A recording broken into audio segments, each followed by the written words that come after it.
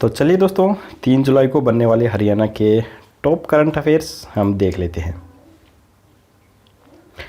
तो यहाँ पर पहला प्रश्न है, cinema hall, swimming pool, gym व शैक्षणिक संस्थाओं को कब तक बंद रखने का फैसला हरियाणा सरकार के द्वारा लिया गया है? तो ये लिया गया है 31 जुलाई तक। दूसरे राज्यों में आने जाने के लिए छूट दी गई है, अब पास की ज़रूरत नहीं है। केंद्र एवं राज्य सरकार के प्रशिक्षण संस्थाओं को 15 जुलाई के बाद खोला जा सकता है। हरियाणा सरकार के द्वारा किस योजना के तहत प्रत्येक किसान को मक्का की बुआई के लिए फ्री में मशीन दी जाएगी? तो ये दी जाएगी मेरा पानी मेरी विरासत योजना के तहत।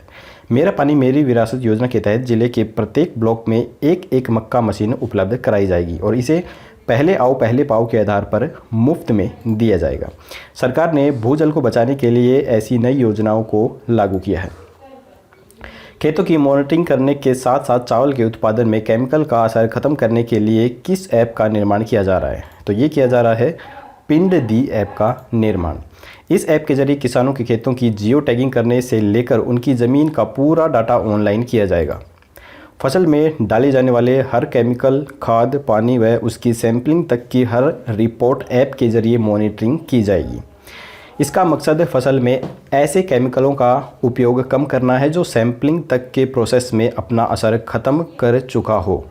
इससे किसान के धान को मंडी में बेहतर दाम मिलेंगे और देश की चावल एक्सपोर्ट्स क्वालिटी भी सुधरेगी। पहले चरण में पायलट प्रोजेक्ट के तौर पर महम ब्लॉक के गांव निडाना को चुना गया है।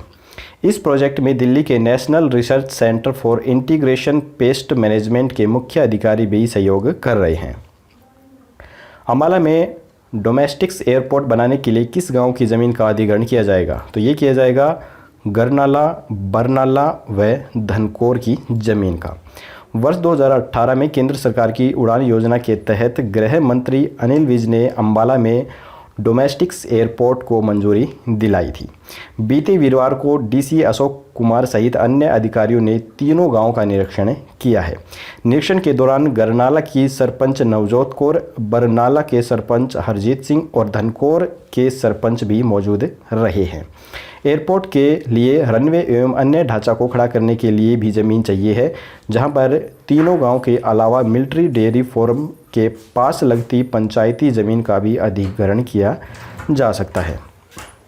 हरियाणा में खाद्य एवं आपूर्ति नियंत्रण विभाग में डिप्टी डायरेक्टर के पद पर पहली बार किस महिला को नियुक्त किया गया है? तो ये नियुक्त किया गया है डॉक्टर अनीता खरब को। डॉक्टर अनीता खरब ने महिला सशक्तिकरण का एक जीता जागता उदाहरण पेश किया है।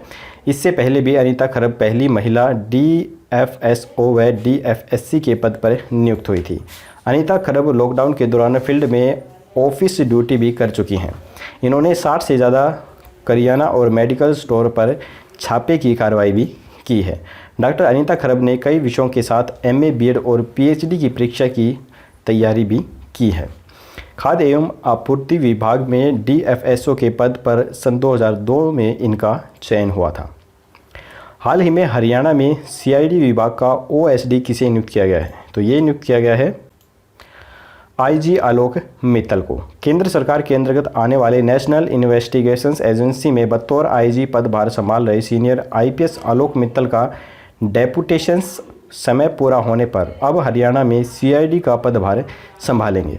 CM मनोहर लाल खट्टर के अंतर्गत आती है CID विभाग। तो यहाँ पर OSD क्या होता है वो मैं आपको बता देता हूँ। OSD की फुल फॉर्म होती है ऑफिसर ऑन स्पेशल ड्यूटी। ये ऑफिसर वो ऑफिसर होते हैं जो सिर्फ गोपनीय कार्यों के लिए चुने जाते हैं और गोपनीय कार्यों के लिए एक डिटेक्टिव एजेंट के रूप में भारत सरकार के लिए काम करते हैं। तो कौन है IPS आलोक मित्तल? इनके बारे में थोड़ा बहुत और हम जान लेते हैं। इलाहाबाद में सन 1969 में पैदा हुए आलोक मित्तल ने IIT रुड़की में मैकेनिकल इंजीनियरिंग पास की। उस्मानिया यूनिवर्सिटी से पुलिस मैनेजमेंट में मास्टर डिग्री इनके द्वारा हासिल की गई। नालसन यूनिवर्सिटी ऑफ लॉ से साइबर लॉ में PG डिप्लोमा भी इनके द्वारा किया गया है। 1993 में UPSC की परीक्षा उत्तीर्ण करके IPS बने हैं। पुलिस में आने से पहले इन्होंने करीब साल भर तक जमशेदपुर में टाटा मोटर्स में नौकरी भी की थी। IPS आलोक ने ही देश में सबसे पहले 2007 में फरीदाबाद में बतौर वरिष्ठ पुलिस अधीक्षक महिला पीसीआर की शुरुआत भी की थी।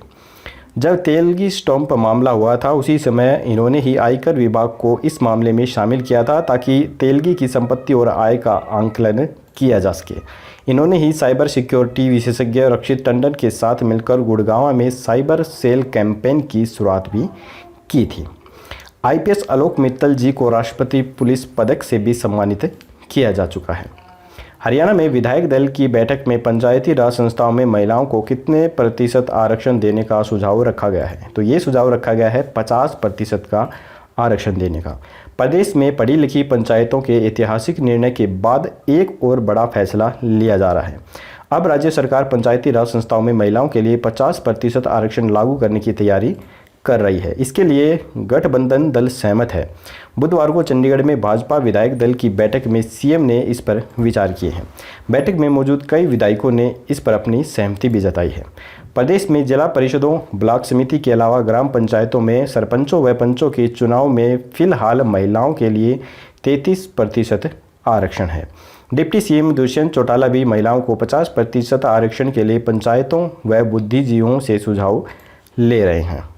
हरियाणा में किस जिले में टिड्डी दलों के अटैक को लेकर एचएयू के कीट विशेषज्ञ ने अलर्ट जारी किया है? तो ये किया है हिसार, करनाल और पानीपत में। यहाँ पर टिड्डियों का ज़्यादा हमला हो सकता है। कृषि विशेषज्ञों की माने तो एक टिड्डी दल 250,000 लोगों के बराबर खाना खा जाता है। 25 ऊँट व 10 हाथी के बराबर एक दिन में ये फसल चट कर जाती हैं। यह दल पाकिस्तान की तरफ से भारत के अंदर पहुंचा है। करीब 20 वर्ष बाद टिड्डियों का इतना बड़ा दल देखने को मिला है। तो चलिए टिड्डियों के जीवन काल के बारे में हम थोड़ा बहुत और कुछ भी जान लेते हैं। एक मादा टिड्डी 3 बार अंडे दे सकती है। एक बार में 95 से लेकर 158 अंडे दिए जा सकते हैं। इनका जीवन काल 3 से 5 महीनों का होता है। पहले प्रजनन काल में ये टिड्डियाँ 20 गुना, दूसरे प्रजनन काल में 400 गुना और तीसरे प्रजनन काल में 1600 गुना तक बढ़ जाती हैं। टिड्डी दल में यदि नर को भोजन मिलता रहे तो वह लंबे समय तक जिंदा रहता है, जबकि मादा बच्चे देने के बाद मर जाती है।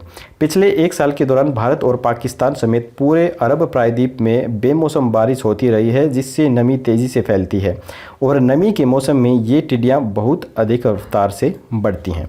ये टिड्डियाँ 15 किलोमीटर प्रति घंटे की रफ्तार से उड़ती हैं और 150 किलोमीटर तक की दूरी एक दिन में तय कर लेती हैं। एक दिन में यह टिड्डियाँ 8 करोड़ के झुंड में फसलों पर कर सकती हैं हमला। 2 ग्राम फसल खाने की क्षमता रखती है एक टिड्डी। 1 किलोमीटर क्षेत्र में फैली इन टिड्डियों की संख्या 4 करोड़ तक हो सकती है। टिड्डियों की 10,000 से ज़्यादा प्रजातियां दुनिया भर में विद्यमान हैं। भारत में मुख्य रूप से टिड्डियों की 4 नस्लें पाई जाती हैं: रेगिस्तानी टिड्डा, प्रजावक टिड्डा, बम्बई टिड्डा और पैंड वाला टिड्डा। इसमें सबसे जो खतरनाक है वो रेगिस्तानी टिड्डा होता है। अब हम देख लेते हैं टिड्डियों से बचाव के उपाय। खेतों के आसपास ढोल, नगाड़ा, थाली बजाकर तेज ध्वनि उत्पन्न करके इन टिड्डियों को भगाया जा सकता है। रात के समय टिड्डी दल जिस क्षेत्र में रुकता है उस क्षेत्र को जोतकर कीटनाशक दवाइयों का छिड़काव किया जाना चाहिए। टिड्डी दल शाम 6 से 7 बजे तक ज़मीन पर बैठ जाता है और सुबह 8 से 9 बजे तक उठता है। इस अंतराल में ही दवाइयों का छिड़काव किया जाना चाहिए। फ्लोरोपायरोफोस व 20 के छिड़काव से टिड्डियाँ मर जाती हैं। इन दवाइयों का छिड़काव रात के समय करना चाहिए। इसके बाद अगला प्रश्न है, हरियाणा में किस यूनिवर्सिटी की लड़कियां आत्मनिर्भर अभियान के तहत कोविड-19 से बचाव के लिए बॉडी कवर किट तैयार कर रही हैं? तो ये कर रही हैं एचएयू यानी कि चौधरी चरण सिंह हरियाणा कृषि यूनिवर्सिटी की लड़कियां। इस यूनिवर्सिटी की स्थापना प्रोफेसर केपी सिंह के द्वारा 2 फरवरी सन 1970 को की गई थी। चौधरी चरण सिंह हरियाणा कृषि यूनिवर्सिटी की होम साइंस की छात्राएँ अब विभागाध्यक्ष एवं प्राध्यापकों के सहयोग से ऑनलाइन प्रशिक्षण हासिल करके कोविड-19 से बचाव के लिए बॉडी कवर किट तैयार कर रही हैं। इस यूनिवर्सिटी के सहयोग से कोविड-19 के चलते अपने स्तर पर मास्क के निर्माण के साथ साथ मास्क का वितरण भी निरंतर किया जा रहा है, जिसके द्वारा कोविड योद्धाओं को इस महामारी से लड़ने में सफलता भी मिल रही है। अभी तक छात्राएँ 146 किट तैयार कर चुकी हैं और 21,700 रुपये ये कमा भी चुके हैं। इस बॉडी कवर किट को तैयार करने के लिए सामाजिक संस्थाओं के द्वारा सारा कच्चा मटेरियल उपलब्ध कराया जा रहा है। इसके बाद हरियाणा में पहली बार किस यूनिवर्सिटी में एडमिशन पूरी तरह से ऑनलाइन माध्यम के द्वारा किए जाएंगे? तो ये किए जाएंगे MDU यानी कि महर्षि दयानंद यूनिवर्सिटीज़ और रोहतक में है, उसके द्वारा किए जाएंगे पूर्णतः ऑनलाइन एडमिशन। MDU यूनिवर्सिटी एक ऐसा नया सॉफ्टवेयर तैयार कर रही है जिसके द्वारा अब स्टूडेंट घर बैठे ही ऑनलाइन एडमिशन ले सकेंगे। 15 जुलाई तक यह जो सॉफ्टवेयर है यह बनकर तैयार हो जाएगा। MDU यूनिवर्सिटी में 22 साल से प्रवेश परीक्षा के जरिए एडमिशन प्रक्रिया चल रही है। MDU यूनिवर्सिटी की स्थापना सन 1976 में की गई थी। फिलहाल इसके वाइस चांसलर राजवीर सिंह जी हैं। हरियाणा में नशे को जड़ से ख़त्म करने के लिए किस संगठन का निर्माण किया गया है? तो ये किया गया है Haryana state narcotics control bureau का निर्माण। इसकी कमान ऑफिसर श्रीकांत जाधव को संभाली गई है। श्रीकांत जाधव को ब्यूरो ऑफ चीफ बनाया गया है। हाल ही में हरियाणा हाईकोर्ट ने किस अधिकार के तहत घोषणा की है कि निजी स्कूलों से आय से संबंधित जानकारी नहीं मांगी जा सकती है? तो यह की गई है सूचना के अधिकार से संबंधित। सूचना के अधिकार को 15 जून 2005 को पास किया गया था, लेकिन संपूर्ण धाराओं के साथ इसे 12 अक्टूबर 2005 से लागू किया गया था। सूचना के अधिकार का तात्पर्य होता है सूचना पाने का अधिकार। जो सूचना अधिकार कानून लागू करने वाला राष्ट्र अपने नागरिकों को प्रदान करता है। सूचना अधिकार के द्वारा राष्ट्र अपने नागरिकों को अपने कार्य और शासन प्रणाली को सार्वजनिक करता है। हाल ही में हरियाणा के किस पूर्व अतिरिक्त मुख्य सचिव ने 42 भाषाओं में 27,000 से अधिक गाने गाकर लिम्का बुक ऑफ रिकॉर्ड में अपना नाम दर्ज किया है? तो ये किया है डॉक्टर राजस्वरूप फूलिया ने। डॉक्टर राजस्वरूप फूलिया ने 42 भाषाओं में 27,000 से अधिक गाने गाकर लिम्का बुक ऑफ रिकॉर्ड में अपना नाम दर्ज करवाया है। यह गाने इन्होंने 2 वर्ष के अंतराल में गाए हैं। इसी उपलब्धि को देखते हुए हरियाणा सरकार ने इन्हें सम्मानित भी किया है। हाल ही में कांवड़ यात्रा पर रोक लगाते हुए किसने यह आदेश जारी किया है कि अगर कोई इस दौरान हरिद्वार में घुसा तो 14 दिन तक उसी के खर्चे पर उसे क्वारंटाइन किया जाएगा? तो ये किया है हरियाणा, उत्तराखंड और यूपी की पुलिस ने। कांवड़ियों के लिए हरियाणा में रास्ते पूरी तरह से बंद कर दिए गए हैं। इस बात का फैसला तीनों राज्यों के अधिकारियों के द्वारा संयुक्त रूप से लिया गया है। पौधरोपण की खानापूर्ति करने के लिए सरकार देशज प्रजातियों के पौधों को प्रोत्साहित करेगी। इसके तहत काबली की कर को हटाकर किन के बीजों का रोपण किया जाएगा? तो ये किया जाएगा रोहिड़ा के बीज का रोपण। यह घोषणा खुद वन मंत्री कंवरपाल गुर्जर के द्वारा की गई है। हरियाणा के करीब 6.80% ज़मीन पर वन क्षेत्र है, जबकि 1.5 दशक पहले यह 10% हुआ करता था। राष्ट्रीय वन नीति के अनुसार प्रदेश में कुल भौगोलिक क्षेत्र के 20% भाग पर वन होना चाहिए।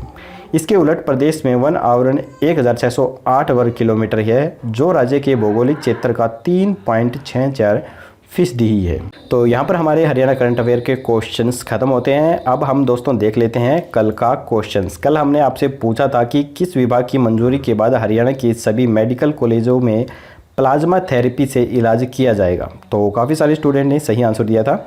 इसका जो राइट आंसर है वो है ये फर्स्ट वाला, ए, ICMR पद्धति के तहत किया जाएगा। फिलहाल हरियाणा के कुछ ही जिलों में प्लाज्मा थेरेपी से इलाज किया जा रहा है। तो चलिए आज का क्वेश्चन देख लेते हैं। आज का क्वेश्चन है हरियाणा के किस जिले में 244वीं साइकिल चलाओ पर्यावरण बचाओ रैली का आयोजन किया गया? तो ये कौन सा जिला है? इन चारों में से आपको राइट आंसर है वो कमेंट बॉक्स में लिखना है और कल की वीडियो में आपको इसका जवाब मिल जाएगा।